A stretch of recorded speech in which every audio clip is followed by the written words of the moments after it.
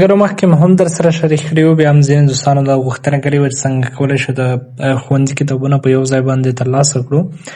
نو د دې لپاره یو ډېر زبردست اپلیکیشن دی، افغان سکول لایبرري په نوم دی، کوم چې په پلی سټور کې موجود دی. تاسو هر کله چې خپل پلی سټور ته راغلی، دلته پلی سټور مو راخلاص کړ، دلته به تاسو راشئ خپل سرچ ته چې راغلی، دلته به تاسو راشئ انګلیسي ته او ورته انګلیسي ته به کیبورډ واړوئ، ورته ولیکئ چې افغان، بیا به فاصله ورکړئ، بیا به سکول ولیکئ او بیا به لایبرري ولیکئ. هر کله مو چې افغان سکول لایبرري ولیکل، نو دلته به تاسو ته دغه اپلیکیشن څنګه شي راواوړي. دا چې کله تاسو راخلاص کړئ، د لومړي ټولګي څخه نیولې ان تر 12م ټولګي پورې د ښوونځي ټول کتابونه دي. دلته اول ټولګي، دوهم ټولګي، دریم، څلورم، پنځم، شپږم، اووم، اتم، نهم، لسم، یولسم، دولسم، نو تر 12م ټولګي پورې دغه ټول کتابونه موجود دي. تاسو چې هر کتاب ترې په کار وي همغه تاسو خلاصولی شئ. 12م ټولګي مثلا ما دلته کلیک وکړ، کیمیا مې راخلاصه کړه. وګورئ دلته د 12م ټولګي کیمیا ده.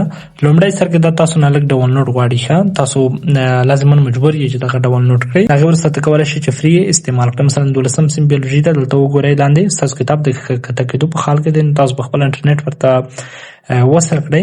وروسته د هغې نه به ستاسو کتاب وار په وار راډاونلوډېږي، چې په هغه سره تاسو کولی شئ خپل ټول کتاب در سره راډاونلوډ کړئ. مثلا 19 MB دلته وهي، هېڅ شی هم نه دی، ماته ټول کتاب په HD باندې راډاونلوډېږي، نو کولی شم استفاده ترې وکړم. دا په اپلیکیشن کې دی، ښه چې ته هر وخت همدلته راخلاصولی شي. مثلا PDF ته غوښته، ته به لاړ شې خپل کروم براوزر ته، هلته به کتابتون ورکړې، کتابتون هم به یې در سره راډاونلوډ کړي. د داسې نورو ویډیوګانو لپاره لازماً زموږ فیسبوک پاڼه در سره فالو کړئ.